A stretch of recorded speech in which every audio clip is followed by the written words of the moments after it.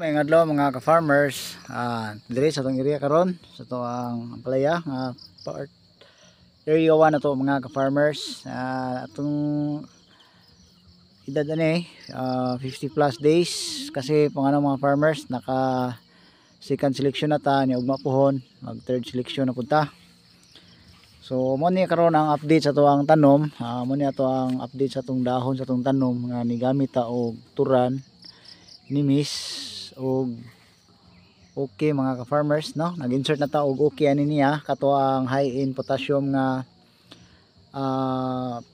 foliar gikan sa Ferti Global mga ka-farmers. Then mo ni ang dagway niya karon. So natay mistisa dire, o lahi gid siya ang mistisa, no? So combination ni siya sa Galaxy Max o mistisa. Tura ni siya gisumpay-sumpay pagtanom, no? Interval lang niya. So far atong i-check ang area mga farmers, wala gid siya ipay spotting, no? Wala pa gid siya late blight nga nang gawas. Bisan asa to check atong area. So natay nagilo mga farmers, kato ni siyang naigo sa kusog kayong hangin si Christine. Buno gid siya. So mo ni siya nagluspad, it's because nabalik naman niya sanga. So trubuhi pa siya na siya partial nga kagunit paggamay. So lawas nagilo na gid siya. Then wala na problema mga farmers kay older leaves to siya.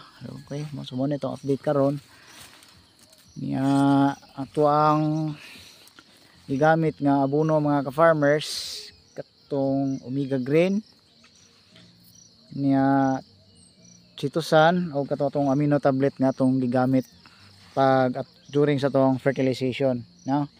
Niya diri sa babaw atong prevention. So mo na to ato ang prevention mga farmers, ato ang fungicide, turan og nimis.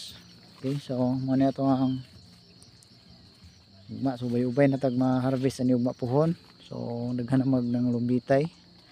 So ato siyang i-zoom dito dapita, layo man tumoy mga ka-farmers. So naa na gid siya, oh. Okay, di ba? So 50 plus days, third selection ta ugma puhon.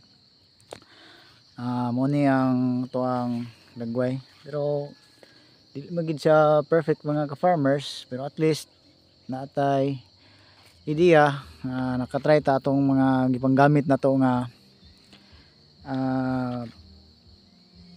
abono, biostimulant niya. At least by the next time pwede na ta ato mo gamit mga ka-farmers. Then kung may lang ganing epekto, so kira padayon lang gihapon ta ato paggamit. Then kung bati, mag-change na sad ta og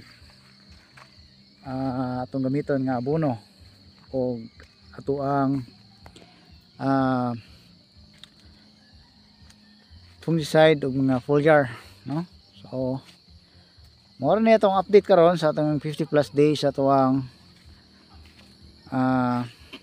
palaya. So more to